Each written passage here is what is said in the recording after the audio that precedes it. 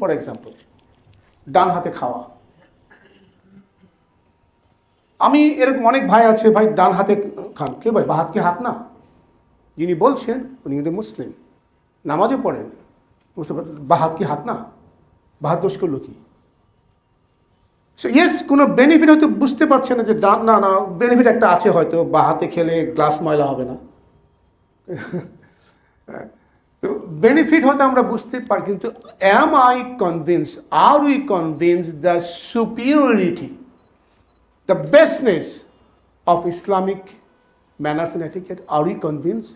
If I say yes, we are convinced. But do you follow it? Do you follow it? আমার দেখা যখন corporate ডিনারগুলোতে আমার যে দু একটা সুযোগ হয়েছিল বাংলাদেশে, যেখানে 5 স্টার হোটেলে বা 3 স্টার হোটেলে ইউটেন্সিল ছিল, চামচ দিয়ে খেতে হতো। তো সেখানে মেয়ে প্র্যাকটিসিং মুসলিম, আমি দেখি আরে আমার আমেরিকান বন্ধু বা আমার সিনিয়র বস, সে দেখি বা হাতে কাঁটা চামচ দিয়ে খাচ্ছে, ও আমিও খাই। ওরা কি মনে করে আবার, হয়তো এটাই নর্ম, তাই না?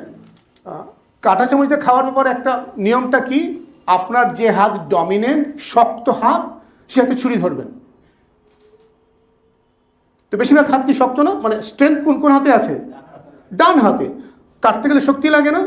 এই জন্যই বলা হয় তুমি ডান হাতে ছুরি ধরো।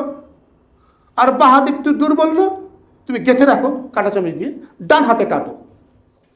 তো যদি আমি মুসলিম, আমি খাচ্ছি, আমার সেখানে বিদেশিরাও আছে, দেশিরাও আছে, স্মার্ট লোকেরাও আছে, দেখি সবাই, আমি কি এটা ফলো করবো কি না? আমি কি কেটে বা হাতে খাবো কি? কি করব? কি করতে পারি? কি করতে পারি? দুটো অপশন আছে। এক, ইয়েস আমার ডান হাতে শক্তি বেশি, আমি কাটবো ডান হাত দিয়ে, পিস পিস করবো, যখন খাবো চামিচ ঘুরিয়ে ডান হাত দিয়ে খাবো। অর আমি ডান হাতে কাটা চামিচ ধরবো, বা হাতে ছুরি ধরবো, ছুরি দিয়ে কাটবো, ডান হাতে খেতে খাবো।